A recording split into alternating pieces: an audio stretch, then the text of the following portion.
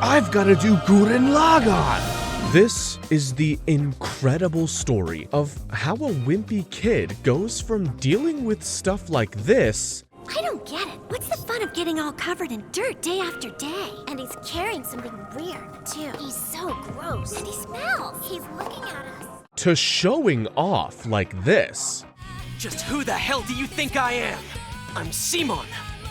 I'm not my bro. I'm me! Simon the Digger! That's right. Today I'll be covering the entire story of Gurren Lagann. So, expect a whole lot of hype moments, goofiness, and actual freaking space wars. Wow!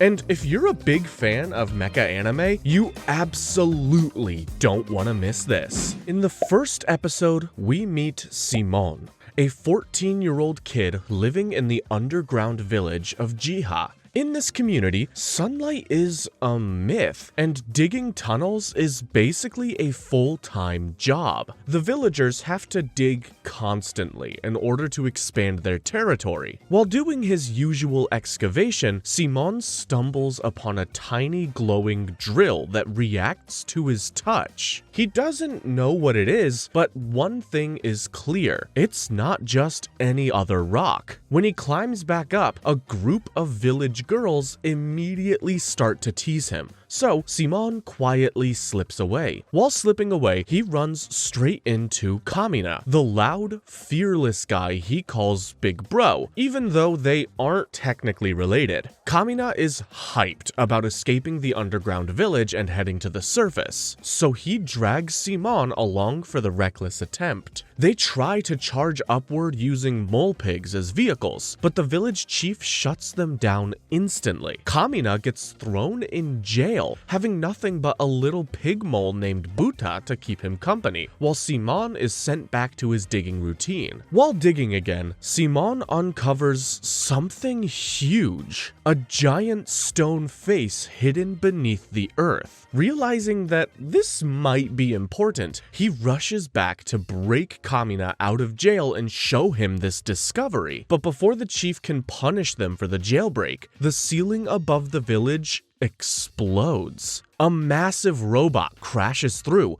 and right after it comes a girl with a ridiculously large rifle firing at the robot. With no weapons and panic spreading everywhere, Kamina and Simon try fighting the robot but stand zero chance. That's when Simon remembers the stone face. He leads Kamina and the gun-wielding girl, who later introduces herself as Yoko, to the site. The small drill that Simon found earlier starts glowing brighter, and he realizes that it can activate the giant stone face. Simon is scared as hell, but Kamina gives the most insane pep talk I've ever heard.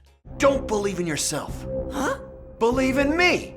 Believe in the Kamina who believes in you! What's that mean? Damn, do we all need a friend like Kamina? Despite his fears, Simon inserts the small drill into the stone head, and it suddenly transforms into a tiny robot. How cool is that? Simon pilots the mini mech, and with Kamina shouting dramatic lines in the background, they manage to defeat the invading robot. It should be noted that the giant robots in this show are called gunmen or gonmen. Also, during the chaos, Kamina gives a rambling speech about heaven's forgiveness and came up with the mini-mech's name, Lagann. Their victory blasts them all the way up to the surface, and for the first time ever, Simon and Kamina see the sky. They barely have a moment to appreciate it before Lagann free falls and crashes to the ground. Simon ends up humorously landing face first on Yoko's cleavage, and she just flashes him a smile. Until her eyes widen in shock. Behind them stand two more massive gunmen. And just like that, Simon's first day on the surface goes from breathtaking to terrifying within seconds. Episode 2 continues with two more gunmen charging at our crew. Simon panics and has Lagann bolt in the opposite direction, while Yoko explains that these two robots were part of a trio. the third one being the one that fell into the underground village. Simon immediately tries to dig an escape tunnel, because that's literally his entire life skill. But before he gets anywhere, one of the gunmen punts Lagann like it's kicking off a football match. Kamina pops out of the cockpit, ready to fight the robots with his sword, which goes about as well as you would expect. The gunmen almost crush him, and Simon barely manages to drag him out of danger. Kamina, still angry and full of pride, snaps at Simon to stop running away from everything. What are you doing? You could have been killed! How long are you gonna keep running, Simon?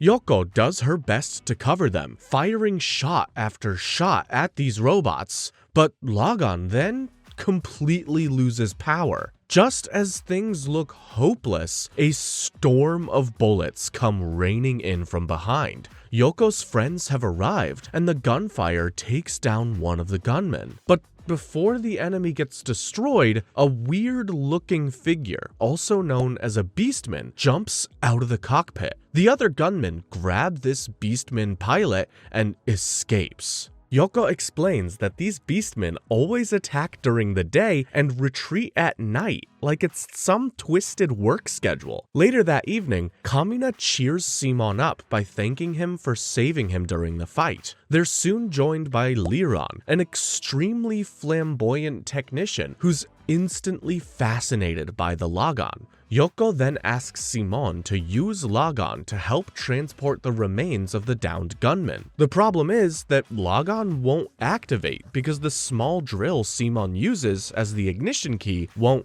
glow. Well, that's until Yoko leans in a little too close, causing Simon to get flustered, and then suddenly the drill lights back up on the spot. With Lagann working again, the group begins their journey back to Yoko's village. Along the way, they discover a skull, a sign that people here really did die fighting the gunmen. After respectfully burying it, they continue on, and Yoko explains that her village, Littner, used to be underground too, but after a disaster forced them above ground, they've been stuck fighting these robots ever since. Once they reach the village and Yoko returns with some food, she finds Simon and Kamina already fast asleep. Kamina dreams of the moment his father first showed him the surface when he was a child, and how his father left him behind with the promise that they'd meet again once Kamina grew strong enough.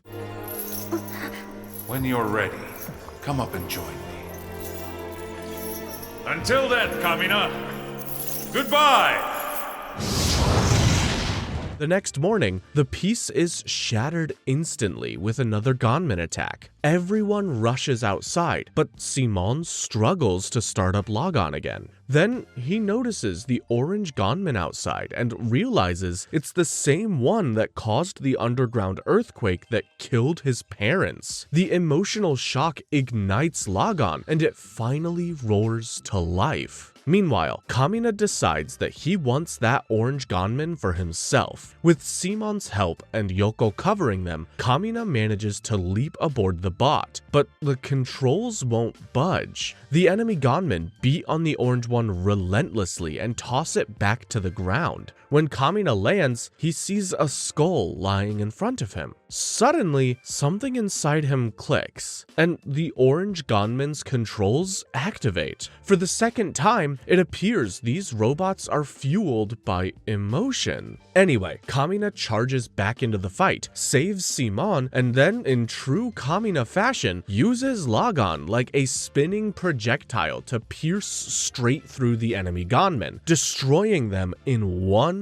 move. Wow! After the battle, Kamina proudly names his new mech Guren. But when he returns to rebury the skull that triggered its awakening, he notices a bracelet and a red cloak, both items that belonged to his father. The realization hits him all at once. His father actually died here. Kamina collapses, overwhelmed with grief, screaming into the sky he fought so hard to reach.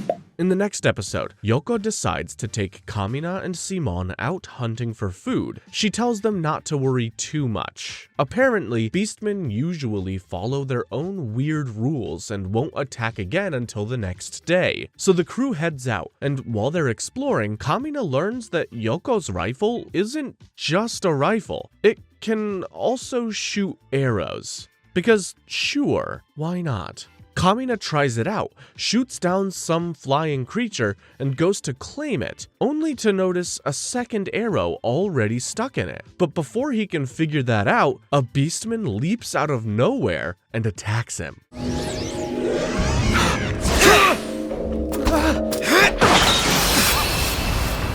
This beastman is Viral, and he and Kamina instantly get into a sword fight. Kamina starts getting pushed back, but in classic Kamina fashion, he pulls a sneaky move, yanking out that extra arrow and smacking Viral right in the face with it. The fight is about to get way worse when Simon bursts in with Lagann, stopping Viral from landing the finishing blow. Kamina and Viral both scramble back to their gunmen, and round 2 begins. But this time, Kamina and Simon can't even scratch Viral. The guy fires a massive laser and nearly wipes them out, only backing off when he notices the sun setting. Apparently, every beastman has a bedtime. The next day, Viral comes back just like clockwork. The village defenders try to help, but he almost wipes them out too, until Kamina jumps in to save them. Kamina gets beaten down,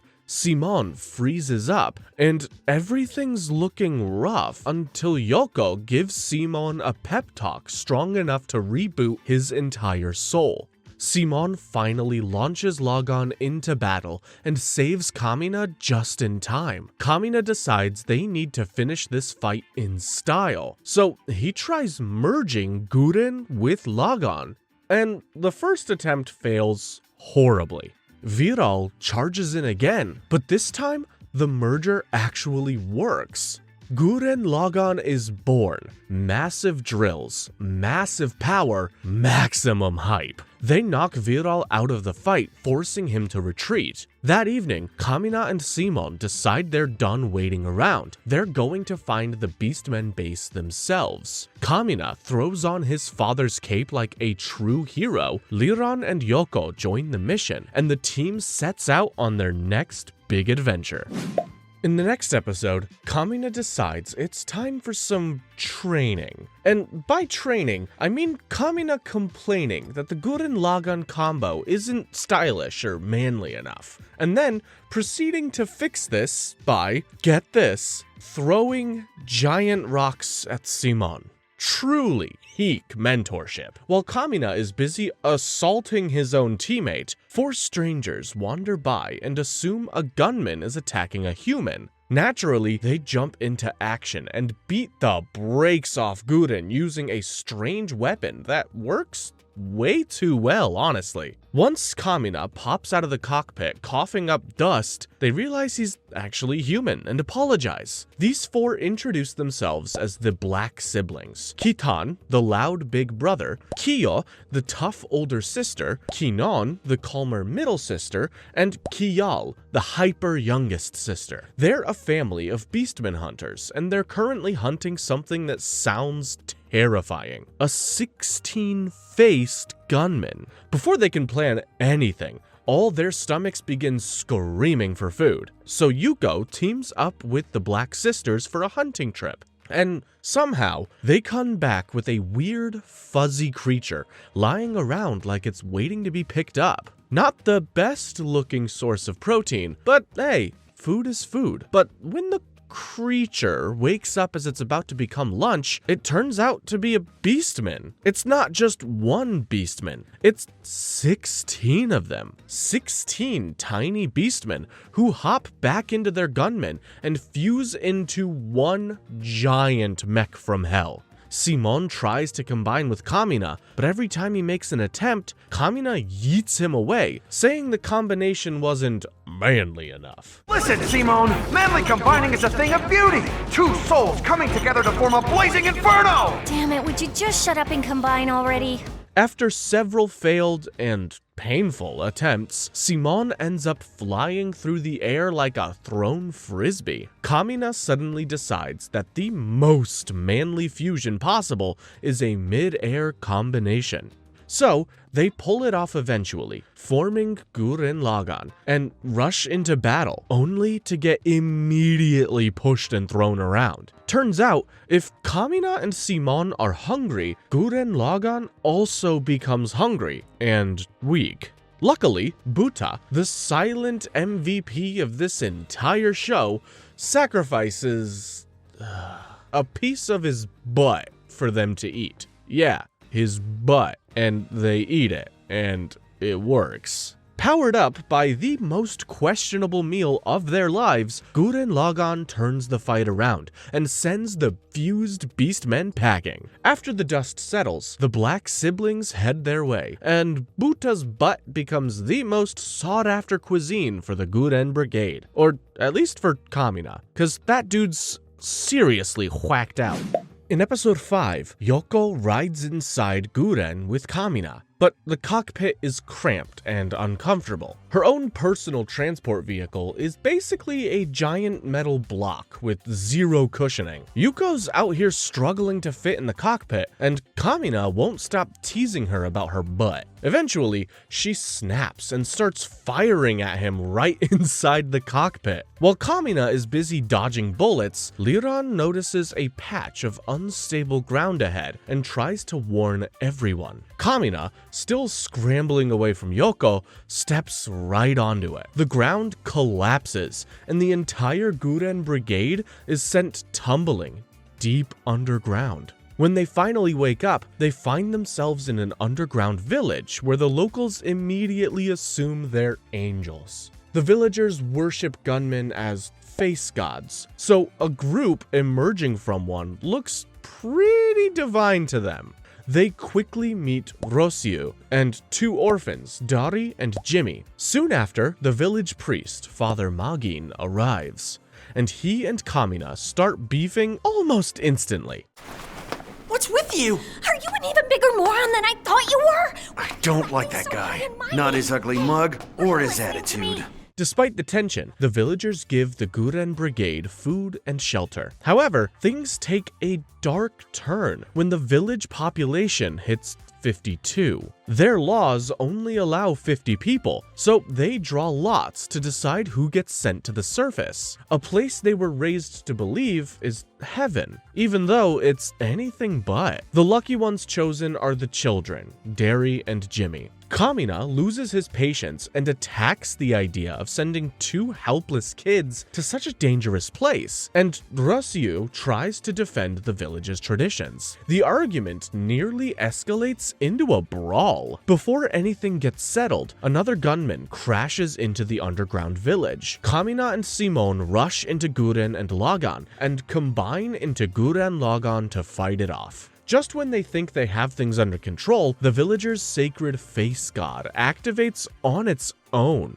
It suddenly attacks the invading gunman, flinging it down a massive underground waterfall. The pilot of the stone-faced giant turns out to be Father Magin, who immediately orders the brigade to leave. Dari and Jimmy are also being forced to go to the surface, and Rossu, who's no longer able to accept the village rules, decides to go with them. The Guren Brigade agrees to take all 3 along. With new companions and a whole lot of underground chaos behind them, the team heads out again toward the return point, aka the Beastmen HQ. In the next episode, our team finally comes across what appears to be the enemy return point. However, the exact spot is somehow moving on their radar. Before anyone can panic, Yoko throws all the guys out of the cockpit because they smell like hot garbage. The 4 of you bring to high heaven!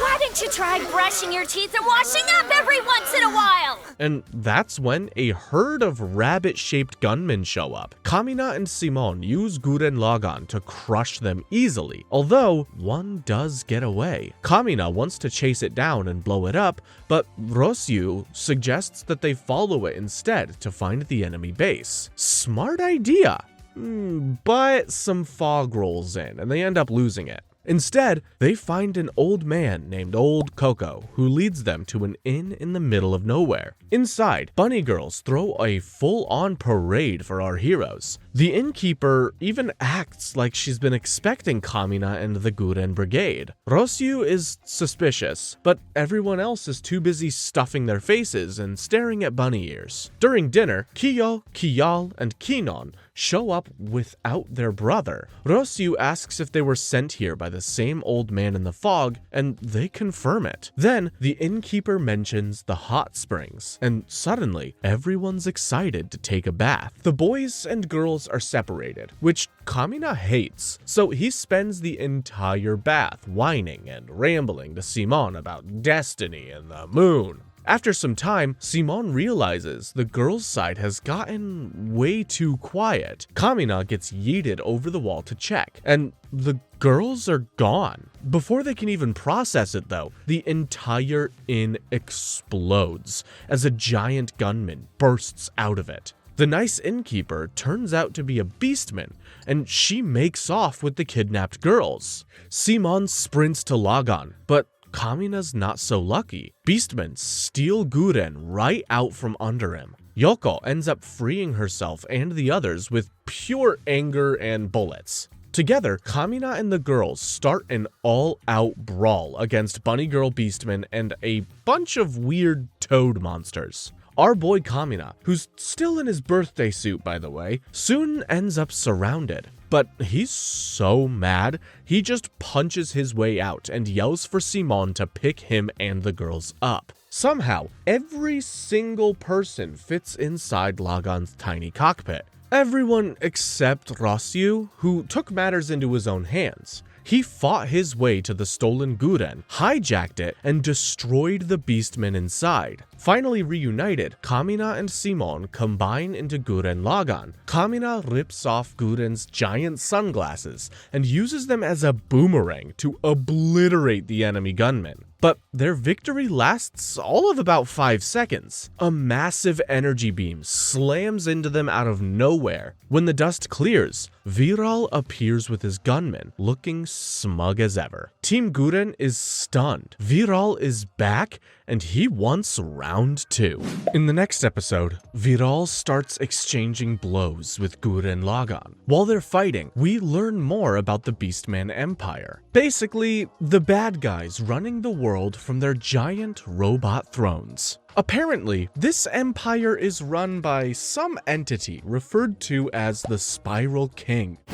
The sole civilization on the surface, ruled by the mighty power of the Spiral King! Spiral King? Civilization? But while Viral is busy yapping about the Empire, his backup arrives just in time. This backup is one of the Spiral King's 4 divine generals. Timilf the Crasher, rolling up in the Dai Gunzen, a massive walking fortress with enough firepower to fully delete a small country. Liran points out that this fortress is the return point they've been searching for. Everyone thinks they should run for their lives, except Kamina, who's already hyping himself up to punch this fortress in the face. Timilf starts blasting the Gurren Lagann at point-blank range, and even Yoko is yelling for Kamina to bail. But Kamina, being Kamina, refuses. Even after the Guren's left leg gets busted,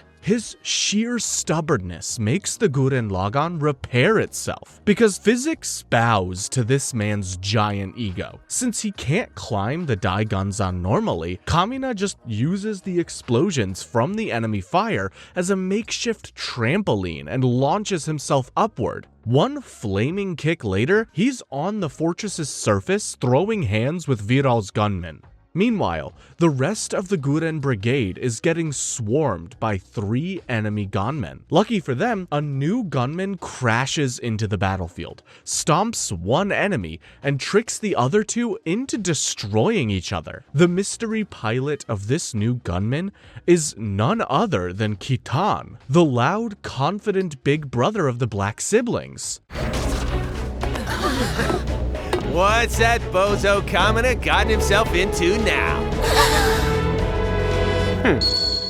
Back on the Daigunzan, Kamina tries to go after Timilf directly, but Timilf is built different. He has the Daigunzan grab Gurren Lagann like a toy and starts smashing it around, even trying to rip the legs off. Just when things look grim, Dayaka, the chief of Littner village, shows up in another stolen gunman and blasts the fortress, saving Kamina and Simon. Turns out everyone has been inspired by Kamina's bad influence and has gone around stealing gunmen of their own. Timilf decides he's done playing around and goes after the Gurren Lagann again. Yoko radios in, basically telling Kamina that everyone is depending on him. But he's still refusing to retreat, and soon the Gurren Lagann gets knocked off the Daigunzan. That's when Kamina points out an obvious but crucial detail. The Daigunzan is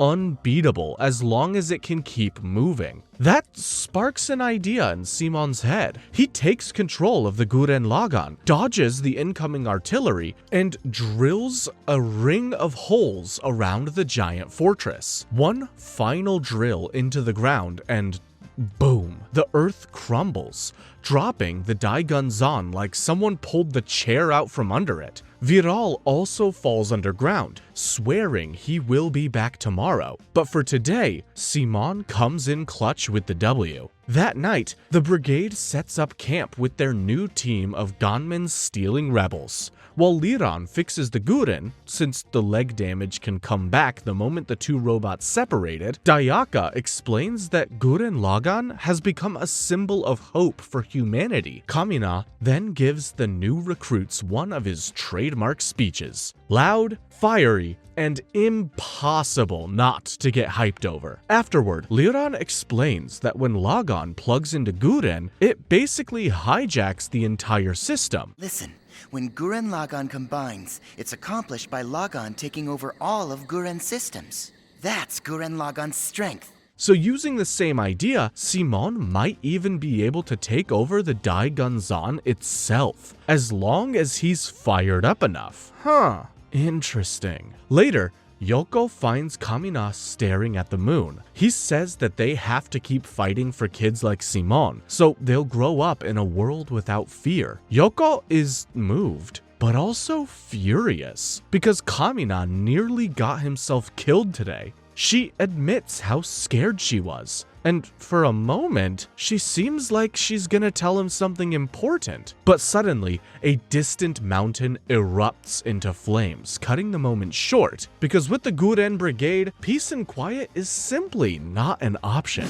In the next episode, Kamina is happily tearing into a chicken leg when Yoko walks over with a cup of soup. She warns him not to overeat, or he'll be too sluggish to pilot Guren. Kamina waves her off, saying his power is at its peak and that she should just watch his back while he handles everything in front of him. But the moment he turns around, Yoko suddenly leans in and kisses him. She pulls back, feeling embarrassed. Kamina grins and kisses her back, promising that when he sees her after the battle, he'll make it 10 times better. Completely flustered, Yoko tells him that she'll hold him to that. Yo, guys, we have our first ship. Kamina throws on his cape and slides down away, totally unaware that Simon saw the entire interaction. Turns out, our little Simon has been crushing on Yoko for a while now. Feeling heartbroken, Simon runs back to the Lagann and curls up inside, trying to convince himself that he's happy for Kamina instead of crushed. Kamina eventually finds him, and mistaking the sadness for fear of the upcoming battle, reassures him that everything will be fine. Simon can't bring himself to correct him.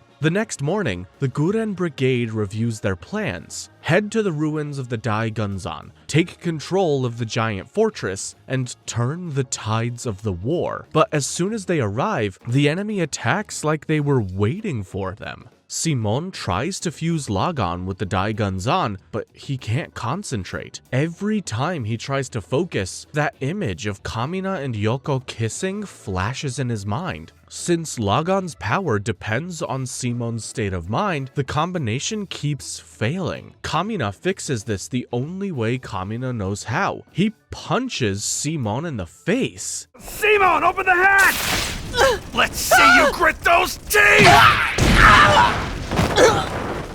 Ouch! Then he gives him a motivational speech that knocks the jealousy right out of him. With his head finally clear, Simon locks back in and Lagann starts synchronizing properly. Kamina climbs back into Guren, but almost instantly gets hit by a devastating attack from Timilf's personal gunman, Byakko. The hit is direct, and when the dust settles, Kamina isn't moving. Everyone thinks he's gone. Simon completely breaks down, and his mental state causes the Daigun Zan to unleash a massive surge of power that rips apart the battlefield. He collapses into despair until Lagann suddenly gets smacked by Guren's severed arm, and Kamina's voice crackles through the intercom. He's alive. Barely, but alive. He tells Simon to stop crying and celebrate. After all, they just took control of the Daigun Zan. With his spirit restored, Simon completes the fusion, spins the fortress toward the team, and declares victory like a true hero. But there's no break yet. Timilf, furious beyond reason, charges in to destroy the Daigun Zan before the humans can claim it. Kamina sighs at the man's stubbornness and tells Simon to combine with him one more time. Together, they'll finish this fight. Once Gurren Lagann forms, Kamina tells Simon something different from his usual pep talk. He tells Simon not to believe in Kamina, but to believe in himself. Then, he rips off Gurren Lagann's sunglasses and hurls them like giant spears, pinning Byakko in mid-air. With Timilf locked in place, Kamina unleashes their greatest attack yet, the Giga Drill Break. It wipes out Timilf, Byakko, and any hope the Beastmen had of winning that day.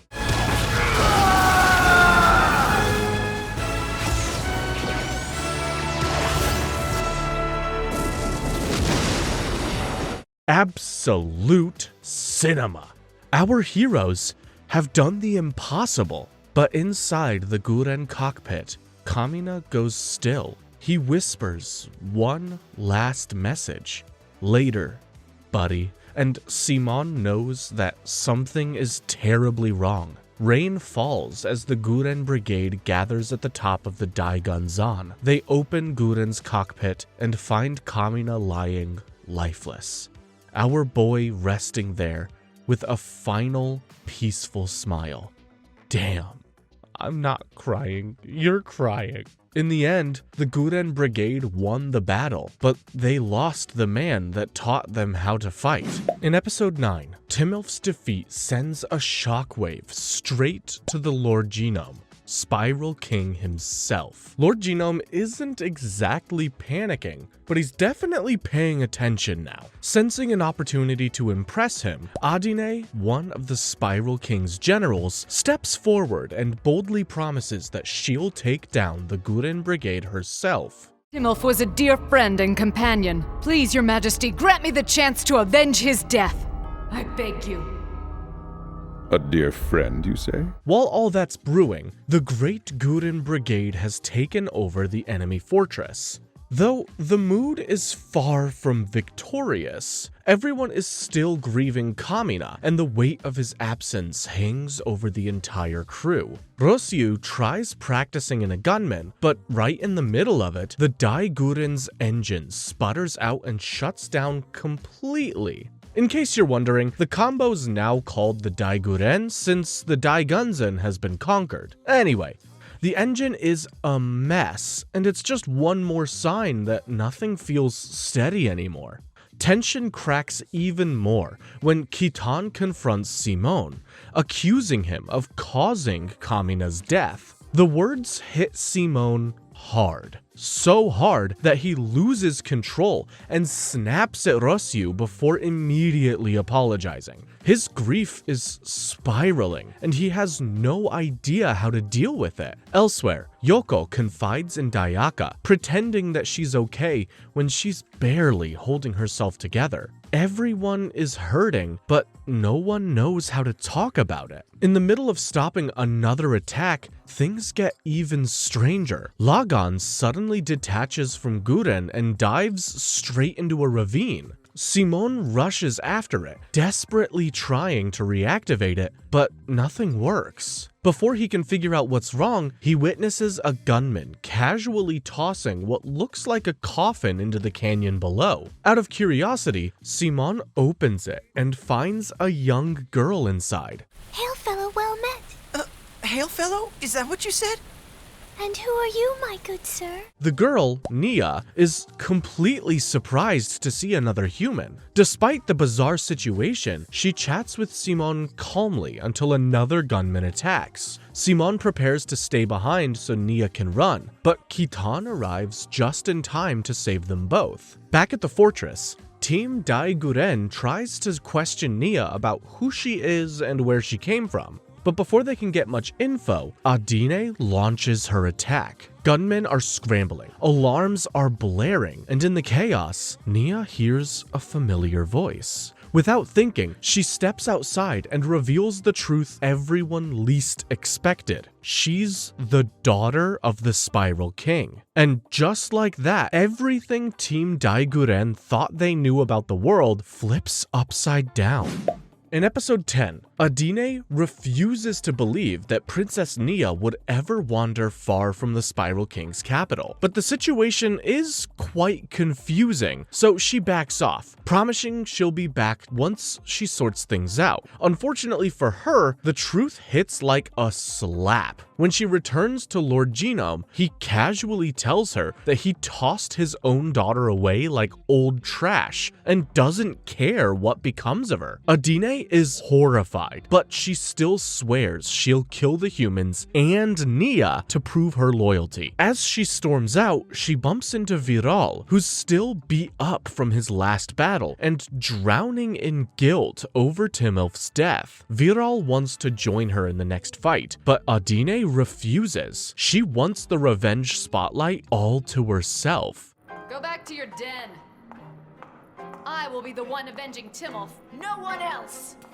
Back on the Daiguren, Nia is having an innocent little feast while the whole crew is trying, and failing, to get some answers from her. Kitan declares himself as the leader of Daiguren and tries interrogating her, but Nia doesn't even know what simple words like enemy or fist even mean. With Kitan's interrogation skills failing miserably, everyone shoves the job onto Simon. When Nia learns from Kitan what horrible things her father has done, she insists that there must be a reason. Simon disagrees, obviously. He knows the Spiral King is cruel, but when Nia asks if he hates her, Simon doesn't know what to say. He explains that he was only able to fight because Kamina believed in him. When Nia asks who Kamina is, Simon tells her about the larger-than-life figure who was his partner. Yoko listens from the side as Simon recalls when he and Kamina were trapped underground during an earthquake. Simon thought he'd die just like his parents, but Kamina refused to let him give up. Simon says Kamina always smiled, always pushed forward, and now that he's gone, Simon feels like he can't do anything.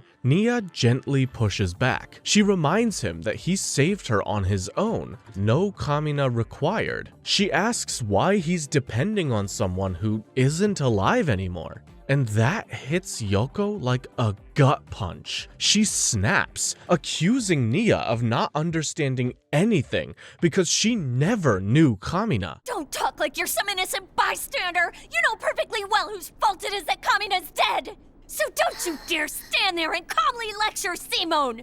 A short while later, Adine returns for round 2. She demands to speak to Nia, and since the Guren isn't ready to move yet, Kitan is ready to hand her over, even though Simone warns it's a terrible idea. Nia chooses to go anyway, and Yoko allows it, keeping her rifle trained in case Nia tries anything weird. When Nia meets Adine, the first thing she asks is whether Beastmen are really hurting humans. Adine proudly confirms it. They're following the Spiral King's command to wipe out humanity. Horrified, Nia demands to see her father. That's when Adine drops the bomb. Nia is no princess anymore. Lord Genome abandoned her. She means nothing. Hearing that, Simon remembers the moment he saw Nia's box when it was thrown into the ravine. He races back to Lagann, desperately trying to start it, but it won't respond. Adine hops inside her gunman, Sairun, and transforms it into a giant metal scorpion, aiming its claws at Nia. She tells Nia she'll kill her, just because those were the Spiral King's orders. Nia fires back with a question that freezes Adine. If the Spiral King told her to kill herself, would she obey? Adine can't answer. If my father ordered you to take your own life, would you do that too? Nia pushes harder, refusing to accept that humans are evil. Adine says the humans killed Timelf. Nia counters that the humans also lost Kamina, that both sides actually suffer, and maybe this cycle of hurting each other endlessly is the real problem. Adine doesn't care and prepares to kill her anyway. Simon gives up on Lagann entirely and sprints towards Nia, shouting her name. The whole team charges after him in their gunmen, but Sairun's stinger is faster, until Yoko's rifle shot blasts it away at the last second. Sairun easily tosses aside the other gunman, but just then, Liran gets the Daiguren moving. He swings it like a giant metal boot and punts Sairun across the battlefield. Adine is seconds from being crushed, but Viral swoops in with his gunman and saves her. He wants to flee with her, though he still pauses to glare at the Guren, piloted by Rossu, and swears that he'll return to settle things. As the dust settles, the whole crew cheers for Nia for standing up to Adine and defending humans. Meanwhile, Simon limps away silently, ashamed that he couldn't fight at all. Later that night, Nia brings food to his room. She tells him she knows he ran to save her faster than anyone else and thanks him softly. But Simon doesn't respond. He just stays in bed, crushed by the feeling that no matter how hard he tries, he can't be the man Kamina believed he could become. In episode 11, after Adine failed miserably to stop Team Daiguren, the next big bad steps up, General Guam. He's especially interested in the Lagann, which is kinda hilarious, because at this point, the Lagann is literally sitting in a trash pile. Simon can't pilot it, can't activate it, can't even look at it without spiraling into sadness. Yoko explains to Nia that Simon is basically drowning in his own grief and won't accept help from anyone. If he doesn't climb out of this hole himself, nothing will change. So Nia goes to check on him and finds him carving tiny Kamina statues with his drill. Watching him work, she finally understands just how deeply Simon loved Kamina and how lost he feels now. Simon admits that he thinks he's useless in everything except for digging, and remembers how Kamina was the only person who ever treated him like he wasn't trash. He wanted to become a man like Kamina, but he doesn't believe he ever can. Meanwhile, the team gets a distress call from a village of hot girls under attack. Please, you have to help us! It's awful! Our village is being attacked by a lot of gunmen! Please help! We are just defenseless girls! Oh! The gunmen are almost upon us! Everyone knows knows it smells fishy, but Kitan basically yells, Kamina would go rescue those girls. And so he forces the Guren forward. They arrive, chase off a few gunmen, and immediately get ambushed by a squad of Beastmen and Guam himself. The trap springs shut. The whole crew gets locked up. The Guren is captured, and Guam has two goals: to take Nia and secure the Lagann. Nia agrees to go peacefully, but only if they leave Simon unharmed. As she leaves, she tells Simon something he desperately needs to hear. He's not Kamina, and that's okay. Soon enough, Guam reveals the horrible truth about Nia's past. The Spiral King creates children for fun and then discards them like broken toys. Nia was thrown away for daring to ask why she existed. Apparently, a human being self-aware is a capital offense for the Spiral King. When Nia refuses to serve him, Guam decides he'll kill her too. While the crew is stuck in prison punching walls like absolute maniacs, Simon starts quietly digging with his little drill. And as he digs, Yoko remembers something Kamina told her long ago. Simon was always the one who saved his ass. It was Simon's steady, stubborn digging that kept them alive when they were trapped underground, not Kamina's bravado. That memory hits right as Simon's drill starts glowing, and the Lagann bursts through the rock like it's answering his call. Meanwhile, Nia insists that Guam is afraid of Simon. Guam laughs until he realizes that Simon is the Lagann pilot. He immediately orders Simon's execution, and Nia's as well. But before he can pull the trigger on the former princess, Old Man Coco smacks the gun aside. The ground rumbles, cracks open, and Lagann rockets into the air with Simon and Nia inside. She's in tears. Simon really came for her. Guam flees to his own gunman, the massive Gember, and starts crushing Guren. Just as the Guren operator Rossu is about to become Beastman snacks, Simon calls out from the sky. They're going to combine. Lagann slams into Guren, and Gurren Lagann is reborn. Simon emerges with a whole new energy. He declares that Kamina may be gone, but he still lives on in Simon's heart and on his back. My bro is dead! He's gone! But he's right there on my back, and here in my heart! He lives on as a part of me! And finally, Simon says the words he needed all this time. He's not Kamina. He's Simon the Digger, and that's all there is to it. Guam launches his strongest attack, which is actually a really tight bear hug, but Simon remembers Kamina's lessons and breaks free. Pinning the Gember with Guren's sunglasses, Simon unleashes a massive Giga drill break that obliterates Guam's mech. Guam escapes, but the battle is won, and everyone cheers Simon's name. Afterward, Nia asks Simon to take her to the ravine where she was found. There, they discover countless boxes, other discarded daughters of the Spiral King. Nia wants to bury them in the sunlight, so the entire team helps. She admits her father was everything to her, which is why losing him hurts so much. Simon hands her a gemstone he dug up and tells her the truth. Even if she was born as a doll, the Nia standing here now is real. And he's going to live as his real self too. Kitan agrees and officially names Simon the new leader of Team Guren. With their new resolve, a new leader, and the enemy's capital finally located, Team Guren sets off to challenge the Beastmen and the Spiral King himself.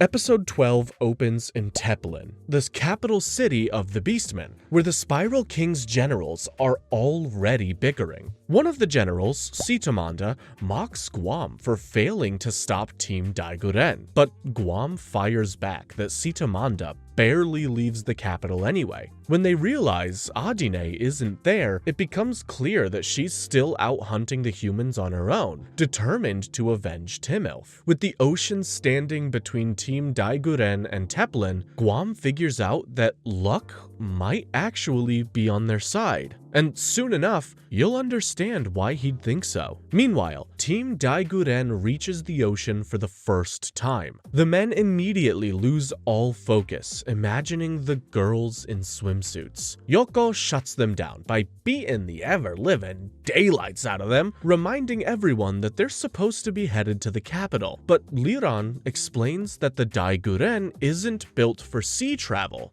so he needs time to modify it, which means the crew actually does have time to mess around. What follows is the world's most chaotic beach day. Yoko tries to enjoy herself, but Nia unintentionally outshines her in everything. Beach volleyball, watermelon splitting, sandcastle building, even underwater breath holding. The guys cheer Nia on like she's a walking ray of sunshine. And when Yoko accidentally drops a bowl of crab and gets laughed at, she storms off, completely fed up. It's okay. I'll make you another one. I'm sorry, but don't bother. I don't want any, okay?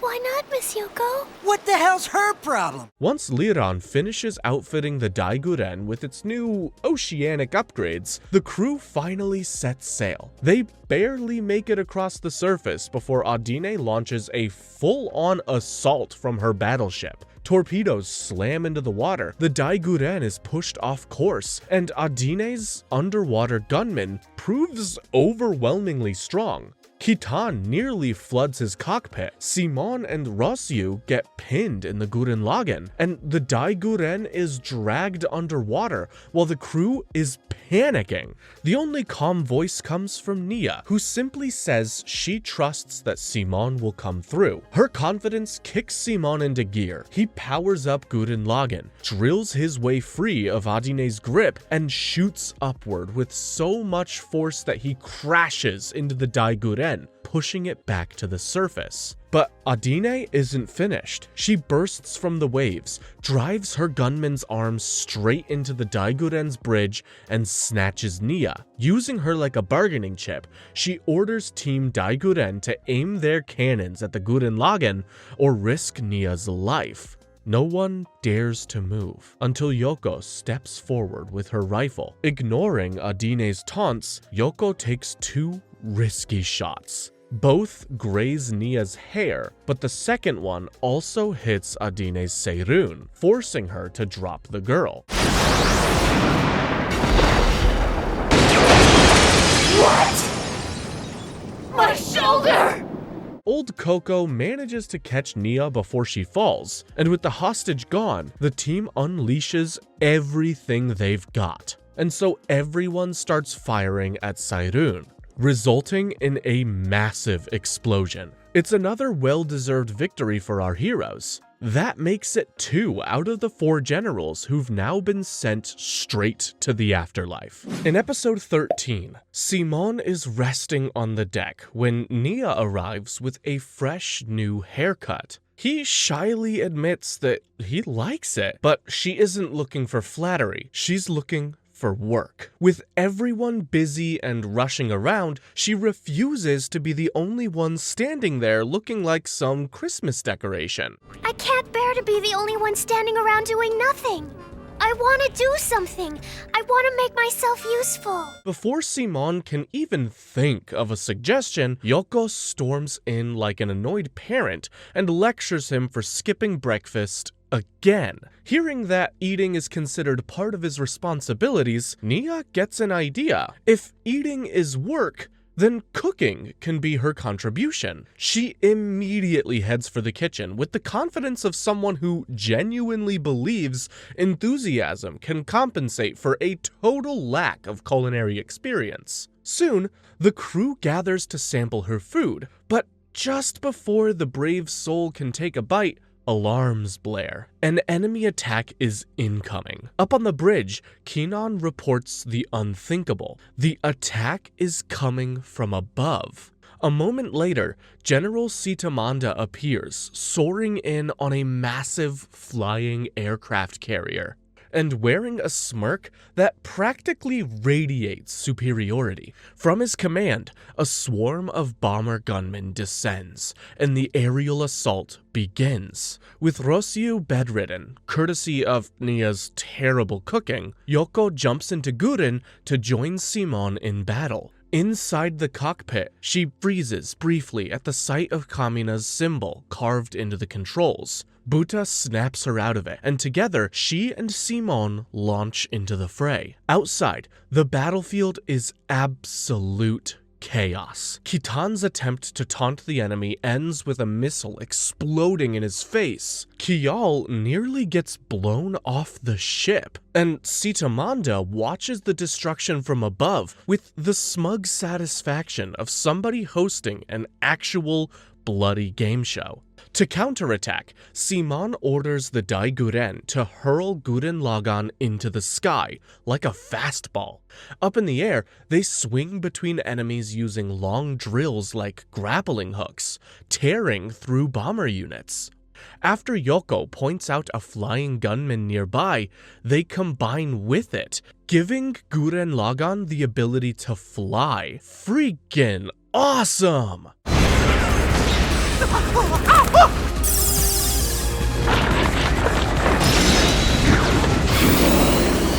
It worked! We did it, Yoko! But the moment things start looking up, Viral appears in his upgraded, flight-capable gunman. He charges in with the same furious energy as always, and Simon struggles to keep up. Yoko attempts a mid-air shot, but Viral strikes Gurren Lagann hard enough to knock her out of the cockpit. Simon manages to catch her, but the two crash straight through the side of Sitamanda's ship. At this point, Yoko is injured but conscious. Viral lands nearby and demands to know where Kamina is. When Simon tells him Kamina is dead, Viral looks shaken, unable to process that he's been losing to Simon all this time. Simon introduces himself properly, vows to protect Yoko, and heads off to fight. The battle rips through the interior of the Daigun 10, the flying fortress that Sitamanda came with. The general then pins Yoko to the wall with his gunman Shuzak and orders Viral to finish Gurren Lagann. Because this is a form of cheating to our boy, Simon accuses Viral of abandoning his warrior's pride, and surprisingly, the accusation hits home. Viral snaps out of his daze and refuses the order, sending Sitamanda into a furious meltdown. Meanwhile, Team Daiguren executes their most absurd plan yet. They drive the entire ship up a rock formation and launch it into the air, slamming it directly into the Daigun 10 like a flying headbutt delivered by battleship. The impact sends explosions across the sky. Shuzak stumbles. Simon grabs Yoko and escapes. Meanwhile, Viral is getting berated by Sitamanda for his disobedience. Later in the infirmary, Nia checks on Yoko. Simon's stomach growls loudly, and Nia brightly invites him to join the others for a meal. Unfortunately for everybody else, that means serving the food she prepared earlier. The danger becomes clear when Rossu suddenly leaps from his hospital bed and dashes to the bathroom, confessing that he sampled Nia's cooking beforehand and it nearly destroyed him. Yet, he couldn't bring himself to tell her because she seemed so proud of her cooking. Liran and Yoko realize that the entire crew is moments from disaster and rush to stop them. Unfortunately, they don't arrive in time. The mess hall has already been transformed into a battlefield of groaning and collapsed bodies. Only Simon and Buta remain upright, happily eating Nia's cooking as if it's the finest meal they've ever tasted. Elsewhere, Sitamanda drags Viral before the Spiral King, demanding permission to execute him for disobedience. Viral accepts the possibility of death, but asks for one final explanation. He wants to know what humans truly are, and whether they are genuinely inferior to Beastmen. Rather than answer, the Spiral King leads him to a chamber filled with Beastmen in stasis pods. He explains that Beastmen are imperfect beings who must continually return to stasis or their bodies will deteriorate. Viral wonders why their creator, the Spiral King himself, would create them with such awful limits. The Spiral King forms a tiny drill in his hand, looks directly at Viral, and prepares to reveal the truth. Episode 14 begins 1 month after Sitamanda's defeat. The Guren crew is scrambling to fix their new Levisphere before the final march on Teplin. The Levisphere will enable the Guren to fly, which is pretty awesome. Meanwhile, inside the capital, the Spiral King and his generals are preparing as well. Lord Genome recites an old scripture about humans being created on the 6th day, and Guam immediately recognizes the symbolism. What better day to wipe out humanity than the 6th day of their attack? Sitamanda eagerly rushes off to lead the first strike, leaving Guam muttering about the younger general's impatience and the human resistance.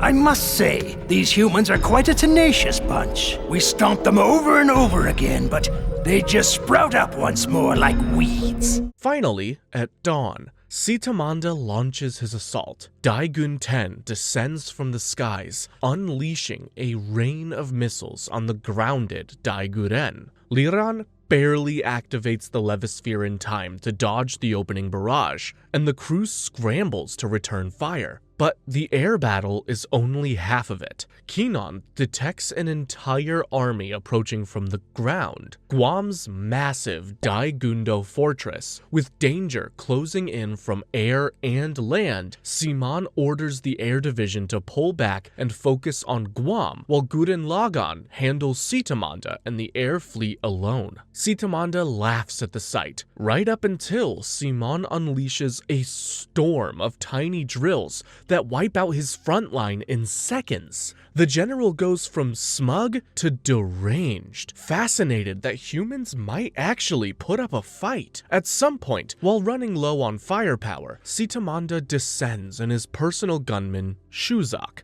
and traps Gurren Lagann using 4 support units. Just as Shuzak's giant buzzsaw inches closer, ready to make mincemeat of Simon and Rossu, something weird happens. A huge formation of gunmen appears from the east, all flying Team Daiguren's flag. Their leader, Bakon, explains that the world saw Simon's first battle with Guam on a projector and was inspired to steal gunmen and join the fight. Now cornered and desperate, Sitamanda transforms Shuzak for one last stand. But it's too late. Daiguren charges forward, slams straight into him, and crashes into Daigun 10, detonating the entire carrier in a massive explosion that kills Sitamanda instantly. The burning wreckage drops onto Guam's Daigundo, and Guam mocks Sitamanda's foolishness. Seconds before the flames engulf him, the humans celebrate their victory. Well, until the smoke clears, and the Daigundo walks out of that fire unscathed. It marches towards Teplin and suddenly begins spinning around it, forming a towering tornado of pink light. Anyone who tries to approach the capital is blown away. Bakon's new allies charge in blindly and get torn apart, and the Daiguren crew can't even communicate through the raging storm. Go! Let's ram that thing!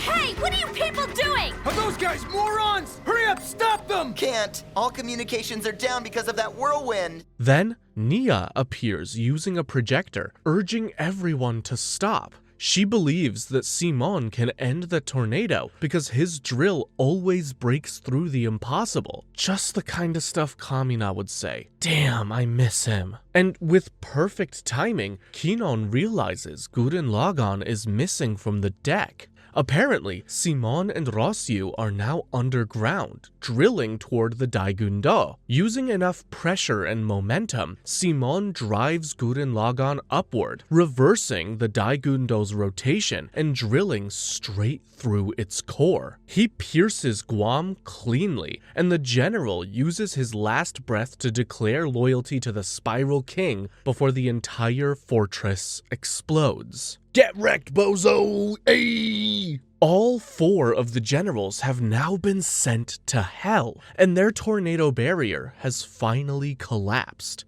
The path to Teplin finally opens, and Team Daiguren prepares to storm the capital. But before they can move, Teplin itself begins to transform. Tower after tower peels off of its surface like falling armor plates, revealing something enormous beneath. The capital isn't just a city, it's a gigantic face, and it appears to be waking up. Uh-oh.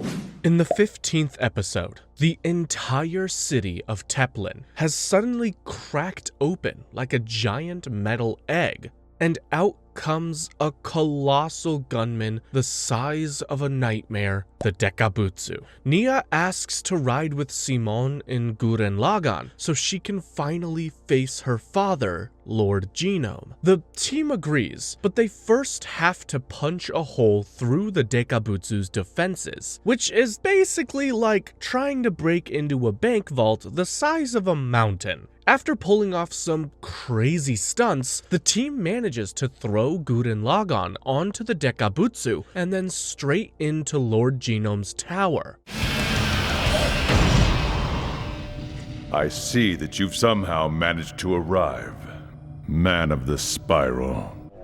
Lord Genome! The Daiguren is left barely holding itself together. Thankfully, they manage to blow up a huge section of the giant fortress, taking out Teplin's entire arm in the explosion. Inside the tower, Simon's first opponent is Viral, now piloting a 4-armed upgraded gunman. This fight lasts about 2 punches. Gurren Lagann destroys the gunman's sword with the first hit, and it launches it across the room with the second. But what hurts Viral more than the punches is Lord Genome's commentary. Basically, even though he recently granted Viral immortality, the Beastman was never meant to beat humans. Beastmen can't stand up to spiral power, aka the power of evolution and limitless potential which is found in humans. So, according to Lord Genome, Viral's real job is to live forever and spend eternity telling the story of Lord Genome's supposed victory against the human rebellion. I don't know if I'd call it a victory just yet, sir. Anyway, Nia steps out of Gurren Lagann to face her father after he's done yapping. She asks why he forced humanity underground and killed anyone who tried to live on the surface. Lord Genome calmly says that he was protecting humanity, that the world he created is the only way for humans to survive, and since they won't follow the plan anymore, well, he'll just have to kill them for their own good. Holy gaslighting! Right as he says this, a massive drill shoots out of the floor aimed at Nia. Gurren Lagann blocks it, but she gets thrown off. Lord Genome climbs into his own gunman, Lagann, a sibling type to Lagann, and the real battle begins.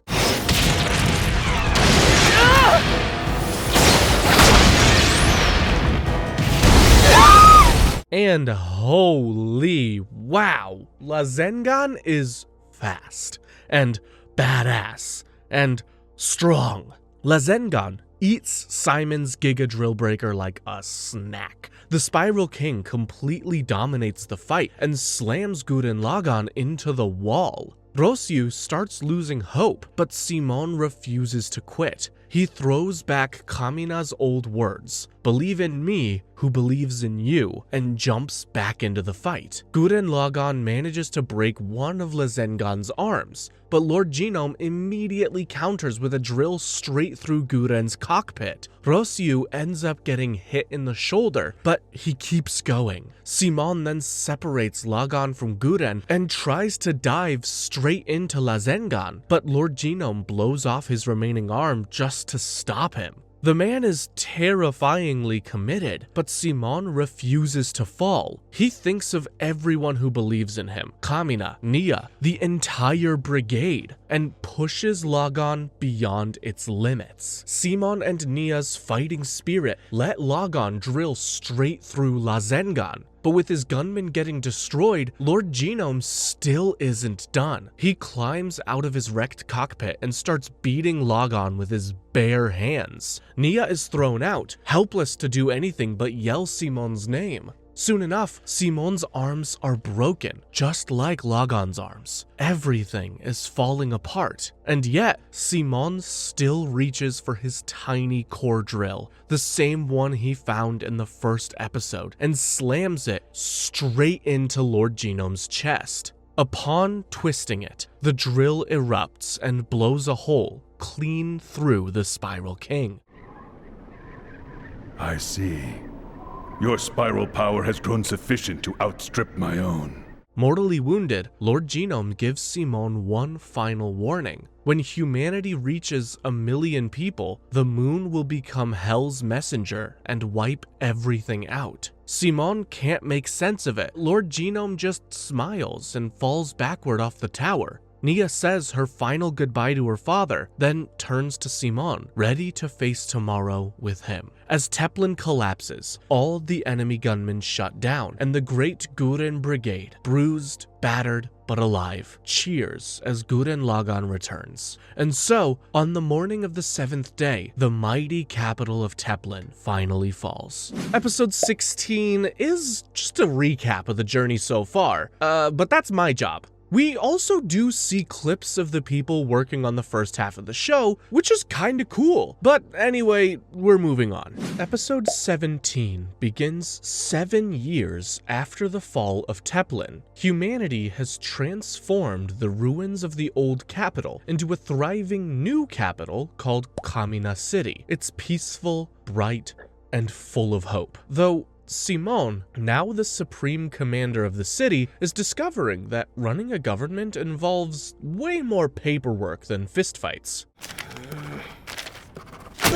Have a heart, Rossu. Come on. Rossu, now basically the city's backbone and second in command, spends his days buried in numbers, laws, and questions about Lord Genome's cryptic final warning. Somewhere far away, a mysterious counter quickly and quietly ticks upwards, unnoticed. During another overloaded workday, Simon tries to escape the mountain of documents on his desk, but Rossu casually drops another pile in front of him. Nia walks in with lunch, cheerful as always, and Simon melts instantly. Rossu, traumatized from the last time he tried Nia's cooking, politely flees. A council meeting is called, and Simon heads off to join the old Team Daiguren members. Now, the least professional group of officials imaginable. Kitan, Dayaka, Zorthi, and the others argue, tease each other, and generally prove that they have no business running a government, but manage to cover a few important topics, including the fact that the population is growing rapidly, and the moon probe rocket that's on its way to space. Due to Lord Genome's last words, they hope to keep track of when the human population hits 1 million, and they also want to find out what's on the moon. Meanwhile, Nia stops by Dayaka's house to tell Kyo, who's now Dayaka's wife and heavily pregnant, that Simon proposed. And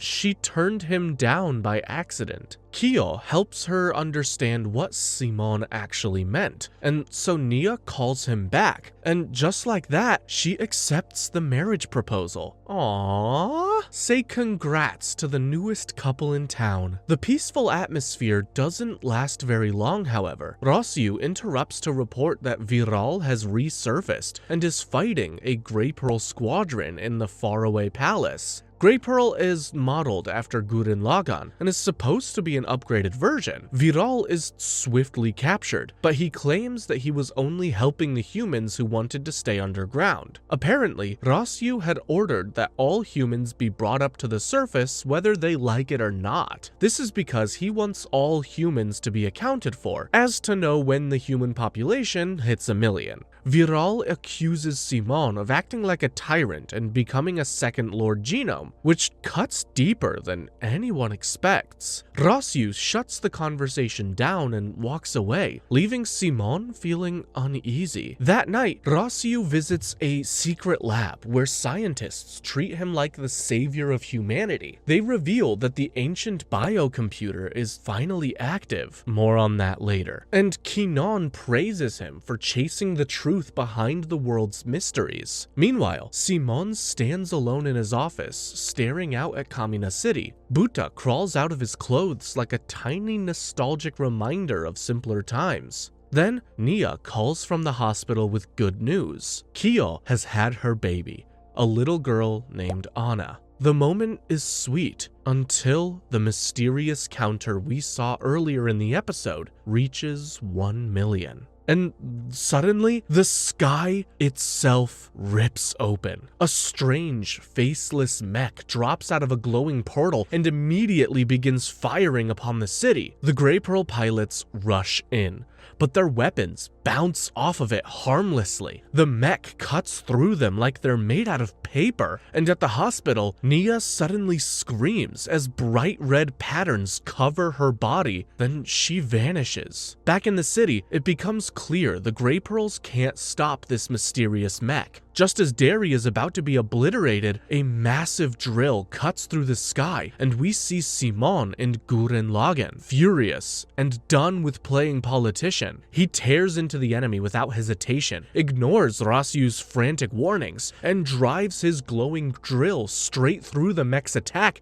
and down its throat. The mech explodes into floating geometric pieces, which promptly detonate across the city. Now, Kamina City is on fire. Rossu is horrified and angry at Simon for recklessly attacking the mech instead of trying to capture it. But wait, it gets even worse. The sky darkens, and an enormous hologram of Nia appears above the city and across every screen. But this isn't the Nia anyone knows. Her voice is cold, mechanical, and merciless. She announces that humanity has reached spiral power danger level 2. According to the anti-spirals, who have been watching from the shadows all along, the human race has become a threat to the universe itself. And so, the anti-spirals have activated the Humanity Extermination System. We hereby activate the Humanity Extermination System. Peace is over, and our boy Simon can only watch in horror as his fiancée becomes the new face of another existential threat. In the following episode, the moment Nia finishes her eerie live stream, Kamina explodes into chaos. Everyone is panicking. The phones are ringing non-stop, and Rossu suddenly becomes the most stressed out man alive. He orders Kitan and the others to handle the incoming calls, while he heads straight to the government's most secret room, the biocomputer chamber, where Lord Genome's preserved head is waiting, like a very creepy Alexa. Once the guards leave, Rossu activates the system and demands answers from Lord Genome. If the world is about to end, he wants the truth. No more riddles, no more dramatic villain speeches. Tell me all the secrets of this world. Wake up, Lord Genome. Meanwhile, Simon's doing what any sane person would do in this situation, sprinting to Nia's house. But she's gone. Her phone is dead, and everything feels so wrong. Jimmy and Derry arrive with orders that Simon must return Gurren Lagann to base. Simon refuses, but Derry reminds him that flying the planet's most powerful symbol of war during a crisis might cause a teeny tiny bit of intense mass hysteria. Simon reluctantly leaves Guren with them, but keeps Lagann for himself. He's going to find Nia. Government rules be damned. After searching everywhere, Simon lands near a canal and wonders if the girl he saw on the broadcast was even the Nia he knows. Then, all of a sudden, she appears right behind him, calm, emotionless, and absolutely not the same person. She says we're incompatible now because she's awakened as an anti-spiral messenger. I have been in a place unknown to you. Because now I have learned. Learned what? I have learned that you and I are completely incompatible. According to her, spiral power is dangerous. So dangerous, it could eventually destroy the entire universe. To the anti-spirals, Simon's little core drill, the same one used to operate Lagann, is basically a ticking doomsday device. Back in the lab, Lord Genome's talking head explains everything to Rossu. So grab a blanket, sit down, and relax for this one. According to Lord Genome, spiral power is the energy of evolution. The reason galaxies spiral, life evolves, and humans improve. But this infinite growth terrified another race, the anti-spirals, who decided the safest universe was one where nothing changed at all. Lord Genome once fought them as a spiral warrior, with gunmen and Teplin created as anti-spiral weapons. But when the spiral warriors lost, the anti-spirals set traps on different planets, so whenever the native population reached a certain number, an extinction device would automatically activate. That's why Lord Genome forced humanity underground, out of fear, not cruelty. According to the guy, humans evolved too fast, dreamed too big, and would eventually trigger the kill switch. The only way to stop humans from reaching the surface was through terror. Words weren't enough. I mean, why use words to explain things when you could simply use an army of bloodthirsty beastmen? Sounds legit. Nia explains the same truth to Simon. Human progress through these past 7 years wasn't a miracle. It was the natural speed of spiral evolution. Humanity is now growing so fast, the anti-spirals see them as a threat that must be erased. And the method of extermination is simple. In 3 weeks, the moon will fall out of orbit and crash into the Earth. Sheesh. Rossu panics. If people learn the moon is about to nuke the planet, society will collapse instantly. He begs Lord Genome to keep the information classified, but before he can do anything, Dayaka and Kitan rush in. The moon probe rocket has been destroyed, and Nia is broadcasting everything to the entire world. Her body then begins to darken as she fully transforms into an anti-spiral messenger, and she vanishes into a portal. At the same time, 2 more enemy ships appear in the sky. The war against the spiral has officially begun. The Grey Pearls manage to fight the newly named Mugon enemy ships, but their weapons bounce off uselessly. Simon refuses to sit back and recombines Guren and Lagann, blasting into the fight despite everyone yelling at him to stop. Liran reports that the Mugon nullify attacks and explode into giant energy bombs when destroyed, but Simon charges anyway. He destroys one Mugon and orders Jimmy and Dottie to help him shoot the falling explosive pieces. They do the same to the second Mugon, barely preventing another citywide disaster. But Rossu knows this isn't going to work against a bigger fleet, and the public has officially hit meltdown mode. By the time Simon lands, thousands of terrified civilians have gathered, screaming, sobbing, and demanding answers. Rossu attempts to calm them with a squad of soldiers, but the second the crowd sees rifles, panic erupts. A civilian throws a rock that slams into Rossu's forehead. Soldiers raise their guns, but Rossu stops them and retreats. Inside, he realizes this crisis is spiraling out of control, and someone needs to take responsibility. Someone needs to be blamed. Simon stands alone, staring up at the moon and thinking of Nia. That's when Rossu arrives at Simon's location with his troops, looking firm, exhausted, and done holding everything together. He gives the order to place Simon under arrest. What the hell? How dare you, Rossu? In the next episode, the entire city is in meltdown mode, screaming that Simon is responsible for the moon falling. They're so mad, they even rip down Kamina's statue, because apparently, when things go wrong, the first instinct is vandalism. People suck sometimes. Anyway, Rossu drags a handcuffed Simon away. He explains that to the terrified citizens, Simon has become the new Lord Genome, aka the guy everyone used to blame for literally everything. So naturally, the solution is to hold a trial. Simon gets tossed into a depressing empty room while Rossu goes on about rule of law, sacrifice, and basically suggests that Kamina's death was necessary because it made everyone stronger. Simon reacts exactly how you would expect, furious. Because who hears that and goes, wow, what a thoughtful point, buddy? Are you trying to tell me that it's a good thing that my bro died? Based on the outcome, then yes, I am. Rossu takes Simon's core drill, implying it's the source of humanity's current cosmic doom. Meanwhile, the world outside is a disaster. Angry mobs everywhere. Kinan of the Black Siblings acting like a soldier programmed by Rossu instead of her old cheerful self. And Liran trying to figure out how to stop the monsters of the week from exploding all over the place. Rossu gets an update on how many underground shelters are moon crash proof. The answer, not enough. So he sneaks off to some hidden vault under the capital to look for something left behind by Lord Genome. Then comes Simon's trial, which is basically a kangaroo courtroom. Rossu is the judge, his own guy is the prosecutor, and Simon's defense lawyer is a clown. Rossu immediately gives Simon the death sentence for war crimes. Simon is hereby condemned to death. Hey, hold on a second! Get real!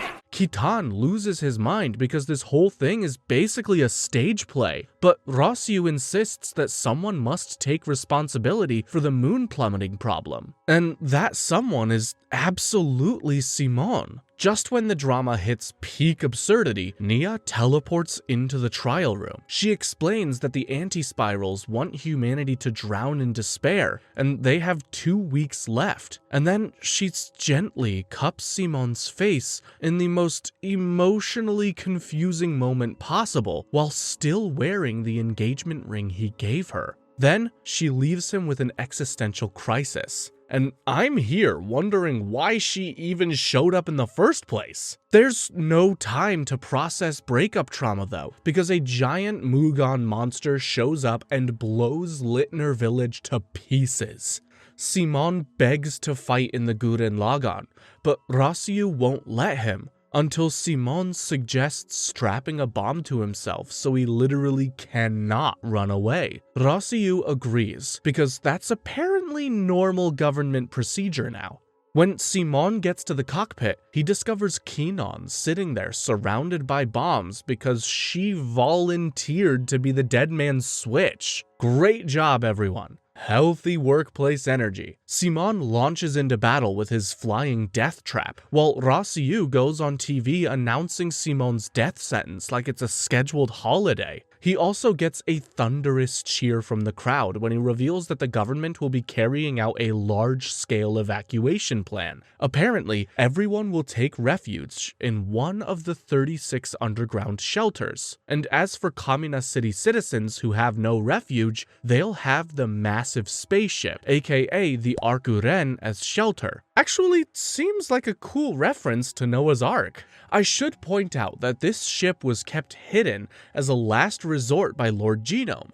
But anywho, the Mugon robots try to storm Kamina City again, and Simon fights all of them off at once until Kinan points out that the big green one is probably the commander. Simon dives underground, bursts up dramatically and is about to finish the job when Nia pops in again to say goodbye. This distraction nearly gets him killed, and the Mugan forces trap him. So Simon does what Simon does best. He unleashes a ridiculous Giga Drill Maximum that nukes everything, including his own gunman's health bar. The Gurren Lagann is wrecked. Simon wakes up to see the green Mugan is alive and ready to party. Luckily, Jimmy and Derry show up with shiny new tech. Spiral bombers and tornado shields that handle the job cleanly and keep the exploding pieces from turning the city into confetti. Pretty cool stuff. With that,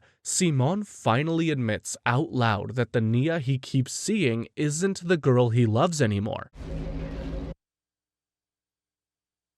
What I saw, that was not the Nia I used to know. In the aftermath, Simon hands his core drill to Rossu, who immediately declares the Gurren Lagann will be scrapped. Kitan arrives just in time to watch Simon get hauled onto a prison transport, learning that Kinan volunteered to sit in the bomb seat for Rossu and tries to punch Rossu in the face. Rossu dodges everything, and Kinan herself slaps Kitan to defend Rossu, who happens to be her boyfriend or something. Kitan stands there stunned as she walks away. Simon is flown off to a lonely island prison to await execution, only to find that his cell roommate is none other than Viral, who looks extremely pleased to have a new cellmate. Is it weird that I'm happy that they're cellmates now?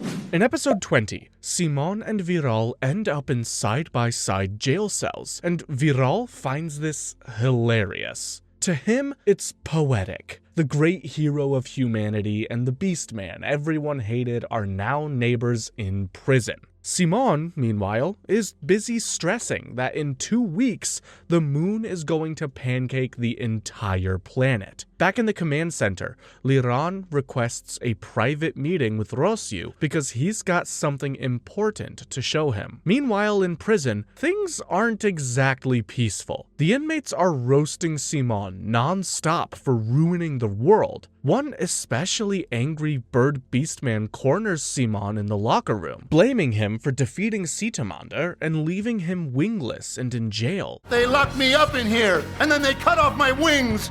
And now I'm pathetic. I'm nothing but a disgrace. And it's all because of you, Simon! Die! Simon dodges a few hits, but once he slips, the bird goes in for the kill. But surprisingly, Viral comes to the rescue. He kicks the bird into the wall and then tears into Simon, demanding to know if the guy who once carried the world on his back can't handle one angry pigeon. Simon tries to fight him, but Viral clowns him effortlessly. A crowd forms. The bird tries to jump back in, but Viral drop kicks him again, and it becomes a prison circus. Viral even takes a claw wound, which instantly heals because, in case anyone forgot, he's now immortal. They both exchange words and accidentally punch the bird in the face. The guards finally show up and drag them into separate cells. While the prisoners are reenacting WWE, Liran shows Rossu a terrifying simulation. Even if people hide underground, the moon's impact is going to roast the atmosphere and leave the Earth unlivable for a year. Surface cities? Toast. Shelters? Toast. Basically, everyone dies. Rossu heads to the Ark Guren, Earth's giant emergency lifeboat, and the place is bustling with evacuees, including animals, which catches Kitan's attention. He's like, why are we stuffing animals in here when there are a bunch of people waiting to get in? After he corners Gimli, one of Rossu's allies, for answers, Rossu arrives and explains the big strategy. The Ark Guren is going to stay in space for a year until the Earth cools down, and because of this, they don't have enough room for resources for everyone. The entire surface will be stripped off by the shock of the moon's impact. After that, the whole world will be blanketed by white-hot gases. Everything on land will be incinerated. Kitan hates this. Rossu then says that hard decisions are what leaders do. Kitan agrees that that may be true, but it still sucks. Facts though. Kitan then visits his niece in the hospital just to calm down from the emotional storm Rossu unloaded. Dayaka reveals he quit his government job to be with family, proving someone in this world still has priorities. Suddenly, Mugan ships attack Kamina City, trying to blow up the Arc Guren's spiral engine before it can launch. Grey Pearls scramble, and Kitan joins the fight with a spiral-powered rifle, like he's starring in an action movie. He's about to be blasted when Maken, a former member of Team Daiguren, rolls in with his Mo Shogun gunman to block the shot. Then his wife Leita arrives with Team Daiguren's old gunman, which is a surprise because Rossu had ordered that they be scrapped permanently. Instead, they've been upgraded with spiral weapons because some people apparently agreed to ignore Rossu's order on that one. The Arc Guren erupts from underground with a spiral shield to buy time, but Lord Genome's head warns that they only get 30 minutes before power runs out. With the clock ticking, Rossu orders the Grey Pearls to cram as many evacuees on board as they can. Kitan tells Rossu he finally gets it. Rossu is doing what a leader must, and then he asks for Simon's core drill, saying that he's a member of Team Daiguren and will remain so until the end. Rossu hands it over, and Kitan rockets off to return it to the one man who might still save them. Anyway, the Arc Guren finally launches into space, leaving tons of citizens behind, because that's how ugly the situation is now. Meanwhile, in prison, Viral is sulking about how he'll have to watch Simon die. Simon, still quiet and resigned, says he's fine with dying if it means people are saved. Nia appears again like the universe's most depressing hologram, and reveals that no one, not a single person on Earth, will survive the moon crash. Rossu has already doomed humanity, and she repeats that the anti-spirals want humans drowned in despair. Then a blast shoots past Nia's face. It's Yoko, making one of the most badass entrances so far, and aiming her rifle at the anti-spiral messenger. So I don't see you for a while. And you have to go and turn into a real boring bitch. Nia. Damn, I love her.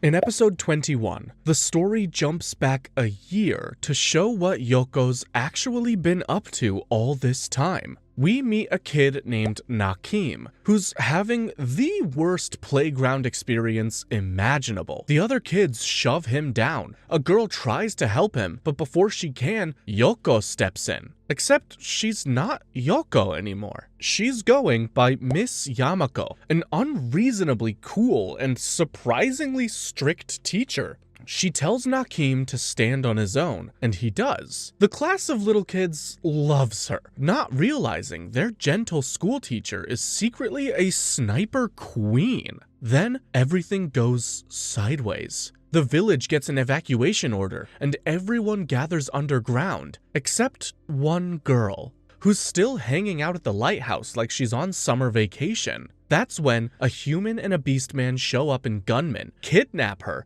and demand all the town's food. Yoko decides she's done pretending. She strips off the teacher disguise, reveals a sleek new combat outfit, and screams the real Yoko is back, and proceeds to body the invaders with her sniper precision. Okay, class dismissed.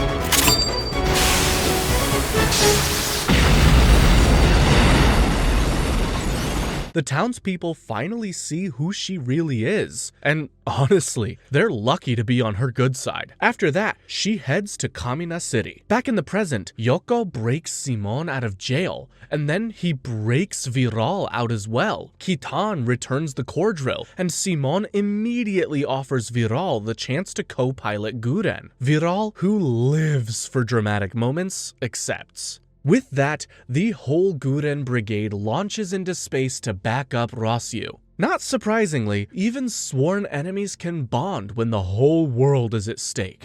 In the following episode, Simon and Viral face off against the Mugan units in space, but the real problem shows up when the two giant Mugan units split into hundreds of pieces and swarm both Gurren Lagann and the Arc Guren. The ship takes a beating, but Simon encourages Rossu, reminding him that they've always survived the impossible. Then, Liran remembers that the Arc Guren is basically the same kind of superweapon as Teplin was. Simon realizes what needs to be done. It is combination time. Simon and Viral burst out of the Mugon swarm, fly straight to the Arc Guren, and fuse with it. The amount of spiral power this unleashes is ridiculous. It transforms the entire ship into the Arc Gurren Lagann, a ship mecha hybrid.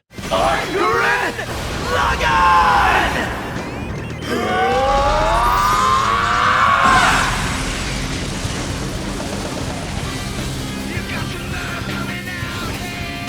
Badass. The two enemy Mugon then combine into an even bigger monster, because of course they do. Damn copycats. Doesn't matter though, because the Arc Gurren Lagann punches it so hard, it flies through a space-time tear and explodes. With the enemy gone, there's one last teensy problem. The moon is still falling straight toward Earth. Everyone tries pushing it back, but the atmosphere is getting too close. So Liran tells the other pilots to get back inside the main ship. Then the moon opens its eyes. Yeah, literal eyes, making Rossu wonder if the moon is actually a gigantic machine. Lord Genome's digital self then casually reveals that the moon is actually his flagship, Cathedral Terra. What the what? With only 5 minutes left before the atmosphere burns them alive, Lord Genome tells Simon that if he drills into a specific point, he can actually seize control of Cathedral Terra. Simon hands control of the Arc Gurren Lagann to Jimmy and Derry and rockets into the moon. Inside the moon's core, Simon prepares to plunge the Giga Drill into the access point until Nia appears, blocking the way. Simon begs her to move, but Nia reveals she's still the Anti-Spiral's messenger, not his fiancée by any means. Viral tries to drill through her, but Lord Genome warns that Nia's body is made of the same unstable stuff as the Mugon. Destroying her would cause a massive explosion. Yikes. Nia then says that the anti-spirals crush hope because spiral beings are too good at surviving. Simon counters by reminding her of everything they've fought through. Nia insists that her past self was just fiction, but Simon points out the engagement ring she still wears. He claims that deep down, some part of her wants to be saved. Simon reminds her of something she said in the past about wanting to head towards tomorrow, and so now, after a lot of trouble, they've actually built that tomorrow together. There's no way she'd actually want to destroy it. With that, he roars her and drives the Giga Drill into the moon's control point.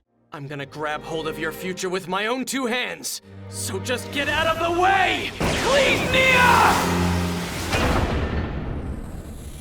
Since there's no explosion, it's obvious she moved out of the way. The moon halts its descent and then transforms and unfolds into an enormous battleship that dwarfs even the Arc Gurren Lagann. We see a magnificent shot of Cathedral Terra as it rises into orbit. Inside the Terra, Simon thanks Nia. She warns him that this doesn't really change anything. The anti-spirals will now enter full wartime mode. Simon asks if she'll return to her old self if the humans win. Her answer? Almost 0%. For Simone though, anything above 0 is basically guaranteed. She briefly shifts back to her old self and asks if he'll come get her. Simone promises that he will, but she soon disappears, pulled back to the anti-spiral homeworld. Back aboard the Arc Gurren Lagann, the crew celebrates. Rossu watches quietly, realizing that once again, Simone flipped despair upside down and turned it into hope. The ship returns to Kamina City just as the sun rises. Whew, that was awesome! In episode 23, a week after saving the planet from being crushed by the moon, Team Guren gathers for a strategy meeting. Simon casually drops the news that Viral will now be joining them. Viral isn't asking anyone to forget that he used to try and murder them on a weekly basis. He just wants them to understand that humans aren't the only ones who care about saving the world. Simon then asks where Rossu is, and Liran explains that Rossu has buried himself in reconstructing the planet's surface. With that, Liran launches into a big, kinda boring presentation. How the moon was actually Cathedral Terra in disguise, how spiral power comes from fighting spirit, and how the anti-spirals hid themselves in another dimension after deciding spiral energy would doom the universe. They forced humans underground and set up a system that would wipe out spiral life if it evolved too far, with Cathedral Terra being outfitted for interdimensional travel. Simon vows to track down the anti-spiral homeworld. Back at HQ, Simon runs into Kenon, who tells him Rossu sent her the reconstruction plans, and a private message at the end. Rossu thanked her for her friendship and urged her to rely on the people around her. Worried, Kenon tells Simon that Rossu hasn't been himself since they returned from space. Remembering how much Rossu talked about his underground village, she and Simon fly there in the Gurren Lagann.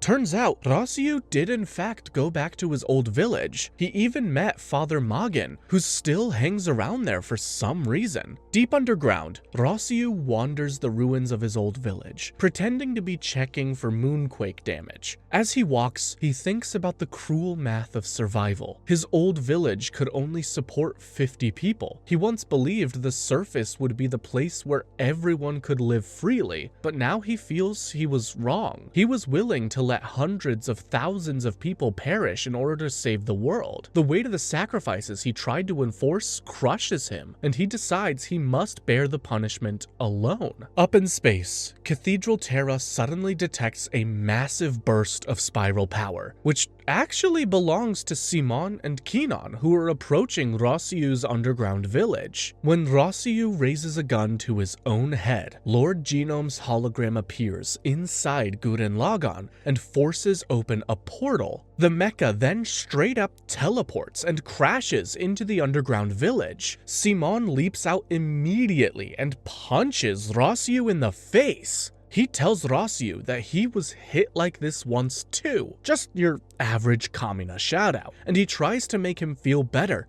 by saying that everyone makes mistakes. A good punch or yelling from someone who cares is fine, but self-destruction is never the answer. Simon explains that even the mistakes you can't erase are things you can grow from. Rossu did things Simon himself couldn't do, and for that, Simon still needs him. He then offers Rossu his hand. Our boy has grown so much, you just love to see it. Come on, Rossu. I need you.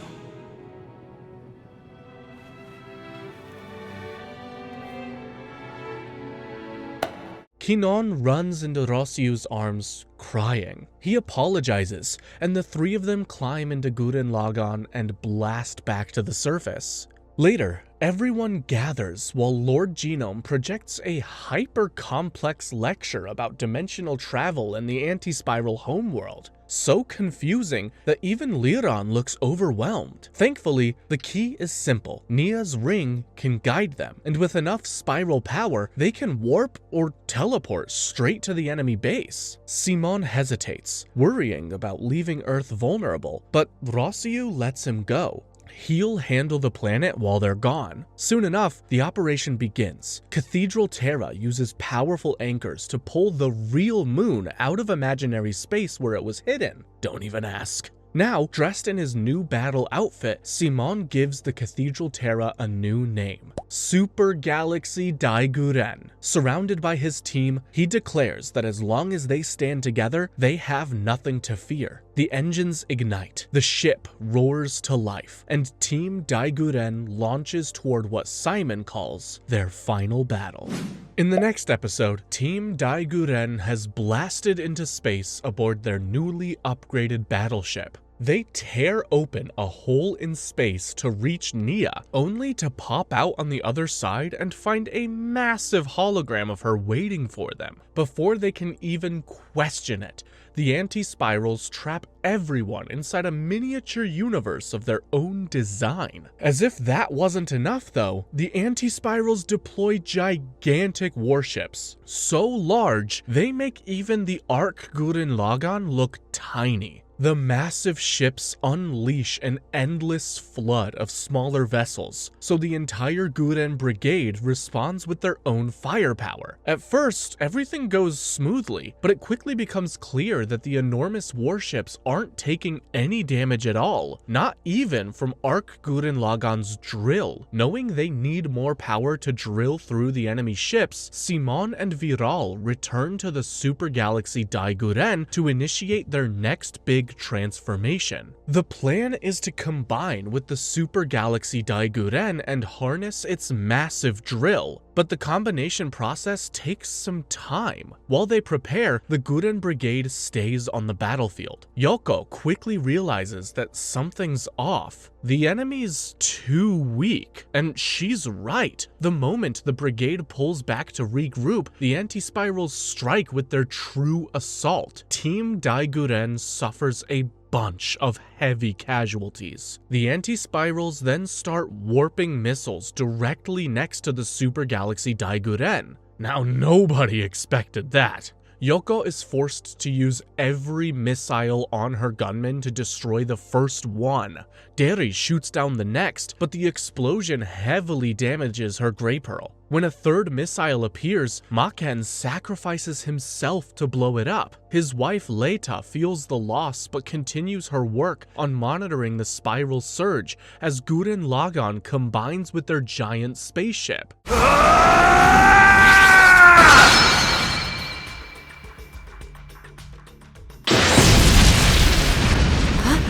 At last, the transformation is seconds away from completion. Victory seems within reach until everything suddenly shifts. A massive gravitational pull drags the entire ship sideways. It soon becomes clear that this was all a trap. The anti-spirals pull the super galaxy Daiguren into a gigantic ocean, floating in the middle of space. The moment they hit the water, all spiral power shuts down. Just like that, Team Daiguren goes from unstoppable cosmic warriors to sinking helplessly in an ocean that shouldn't even exist. In episode 25, we continue from where we left off. The moment the super galaxy Daiguren drops beneath what looks like ocean water in space, the whole crew collectively panics. Simon orders them to climb back up, but the ship won't move an inch. That's when Lord Genome casually explains that this isn't water at all. It's a death spiral field, a place designed to specifically turn spiral power into dense cosmic sludge. In other words, our heroes are screwed. As they sink deeper, anti-spiral ships surround them and start pushing the Daiguren down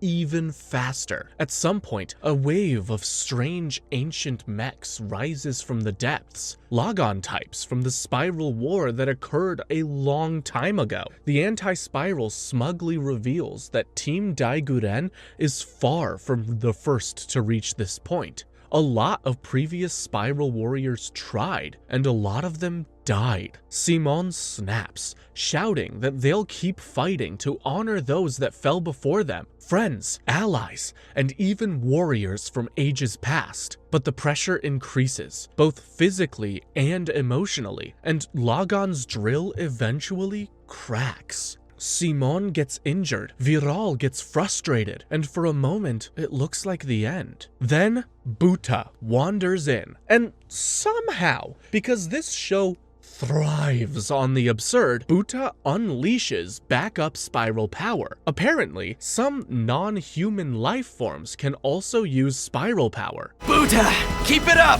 After all, pal, you're a Team Daiguren member too!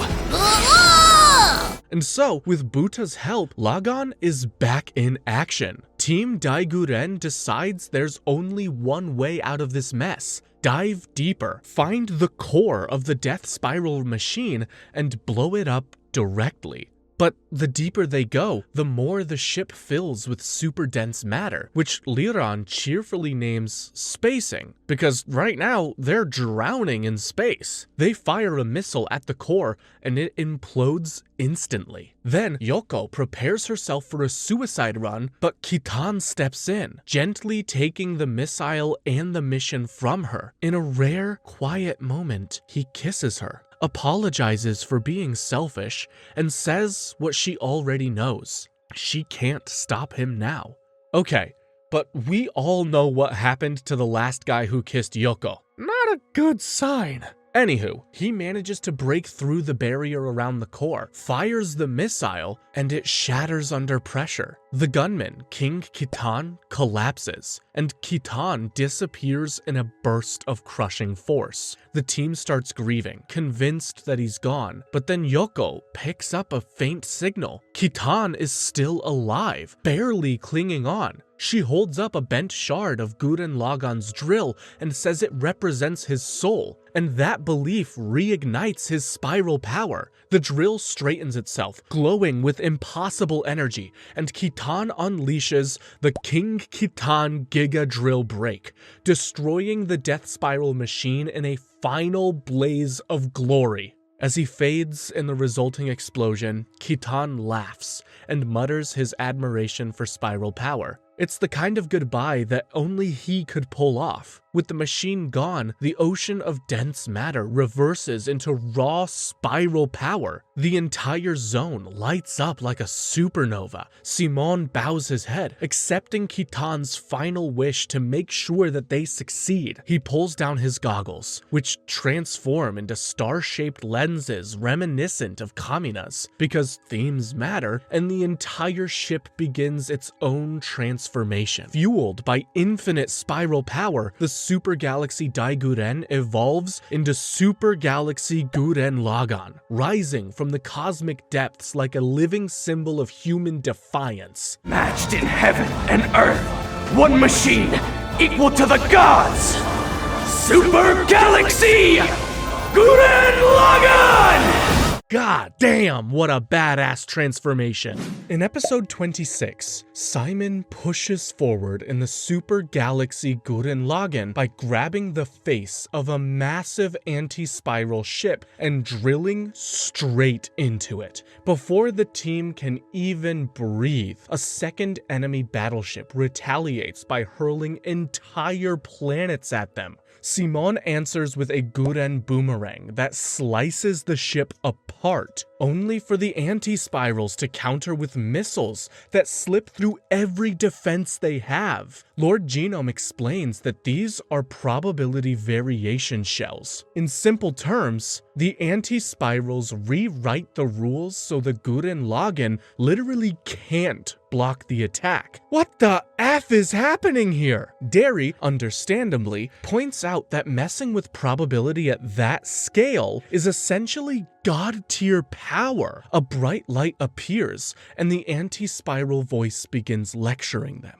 According to them, spiral power, the force that drives evolution and growth, will eventually cause a universal catastrophe called the spiral nemesis. It is explained that too much spiral power leads to a black hole that will swallow everything. This, they claim, is the inevitable fate of spiral life forms. Simon is shaken, and Lord Genome confirms that the spiral nemesis is real. Still, he adds one important truth. Nia is waiting for Simon. That reminder reignites Simon's determination. When the anti-spiral asks if he'd risk the universe for one moment of emotion, Simon declares he'll protect both Nia and the universe. That's what Team Daiguren has always stood for. Acting now so you don't regret later. Simon then launches a massive attack, but the enemy ship escapes through a dimensional portal. After a brief exchange of attacks, Simon senses where Nia is. He finds her, but just as he reaches her, his surroundings warp. The anti-spiral yanks him into an alternate universe where he's a child again, digging holes, and Kamina is a cowardly jewel thief. The rest of the team is also trapped trapped in their own false realities. Only Lord Genome and Buta remain unaffected. The anti-spiral itself appears as a shadowy figure and prepares to kill Lord Genome. But before the attack hits, Buta jumps in and unleashes a burst of spiral energy so powerful he becomes humanoid.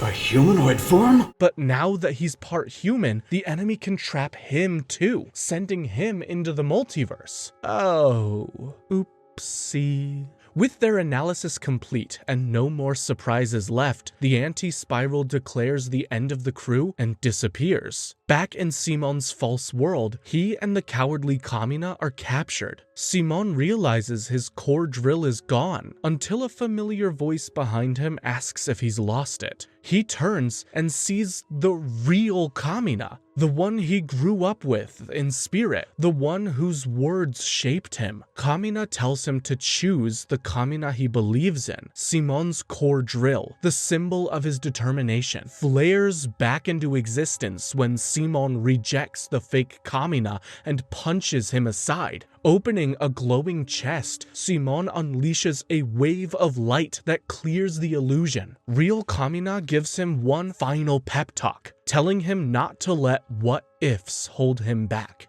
They say goodbye, though Simon insists they'll always be connected. This time, though, it's really goodbye. Get going, blood brother. This isn't goodbye. You're always here. Yeah. With that, Simon absorbs the entire multiverse illusion, transforms back into Gurren Lagann, and launches into the sky. Across the world, the other members of Team Guren break free of their illusions as well. Yoko finds a version of herself marrying Kitan, but she turns it off, takes up her glowing drill, and flies to join Simon. The rest follow, each claiming their true selves. Even Viral, seen with a wife and child in his dream, a life he could never have, joins the fight. Meanwhile, the anti-spiral interrogates Nia, trying to crush her spirit as she insists that Simon will come for her. As her ring begins to glow, the light goes stronger and steadier, until the Gurren Lagann erupts out of it. Simon has finally arrived to save her. Let's freaking go! In the last episode, we begin just moments before Simon arrives. The anti-spiral tells Nia that she's nothing but a virtual life form, aka a programmed messenger designed to activate whenever a spiral race gets too ambitious. Then, he grabs her head, digs into her mind, and tries to rip apart every reason she ever had to resist. Nia, in pain, but still as bold as ever, tells him he will never understand. The anti-spiral shrugs this off. He doesn't need to understand. He just needs the info so he can wipe out all spiral life. No matter how deeply you probe my body, you will never understand. We have no need to understand. We only need to know. Real charmer, this guy. But Nia fires back with the ultimate confidence. Team Guren will win, and Simon is coming. Right on cue, her ring explodes with green light, a drill blasts through the darkness, and Gurren Lagann bursts into the scene. Simon snatches Nia out of the anti-spiral's grip, covering her with his coat. The anti-spiral is stunned. They weren't supposed to be able to escape the multiverse maze he trapped them in, but Simon just laughs it off. Space? Time? Alternate dimensions? Team Guren doesn't care. They'll smash through anything. Logic be damned. The mechas start combining until finally, from the heart of the galaxy itself, Tengen Toppa Gurren Lagann is born. An enormous, universe-sized robot standing on a spiral of stairs. Tengen Toppa Gurren Lagann! Just who the hell do you think we are? Holy hype train, inject that straight into my veins. The anti-spiral responds by summoning their own equally ridiculous universe-sized mecha. The final battle begins. The two mechas trade blows that shake entire galaxies. Yoko summons a gun the size of a solar system and fires. Jimmy, Derry, and others back her up, but the anti-spiral claims their chance of winning is literally zero. The anti-spiral even starts throwing galaxies like ninja stars, because why not? The anti-spiral explains that they were once a spiral race too, but their fear of spiral nemesis, the idea that spiral power would eventually create a universe-destroying black hole, pushed them to freeze their evolution and exterminate every other spiral race. What I'm hearing is, we ruined ourselves so that we could ruin everyone else. The team keeps fighting, but their attacks aren't working. Then, suddenly, Earth appears through a space-time glitch created by the battle. The anti-spiral tries to reach for it, but Dayaka anchors the enemy mecha with giant dimensional drills, yelling that nobody touches his Earth. People on Earth cheer as the massive Tengen Toppa clashes with its equally massive enemy. Yeah, that's how far we've come, where the average Joe on the street is watching an intergalactic reality show play out in the sky. At some point, even Lord Genome appears in Lagann one last time. He takes the full brunt of an attack, sacrificing himself, and then converts all that energy into a massive drill for Simon. Simon vows to finish the fight with him. Now fully powered, Tengen Toppa Gurren Lagann finally starts hurting the enemy mecha. The anti-spiral panics. Team Daiguren is evolving mid-battle. Simon tells him the truth. The anti-spiral's limitations are their own fear, and humanity isn't stopping for anyone. In an epic climax, Team Daiguren charges. Both mechas drill into each other. Layers of robot burst forward like a spiraling relay race. Super Galaxy Gurren Lagann, Arc Gurren Lagann, and finally Simon and Nia in the tiny Lagann. Viral throws them like a cannonball, and Simon drills into the anti-spiral's core, an absolutely devastating blow. The anti-spiral's last words are for our heroes to protect the universe. Simon promises that they will. If this is how it must be, protect the universe at all cost. Of course we will. Humanity isn't that stupid.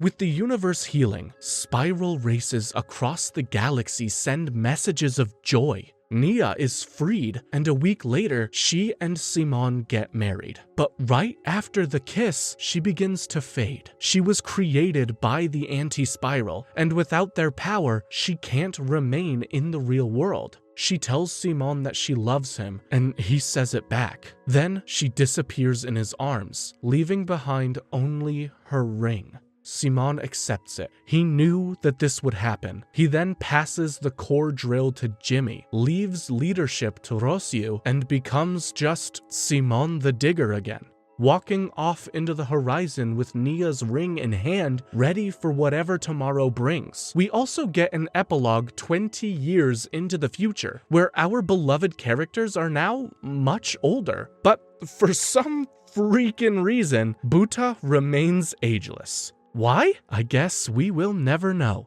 Because that is the entire story of Gurren Lagann. So damn good. Anyway, feel free to click on the screen right here to watch another one of my videos. And peace!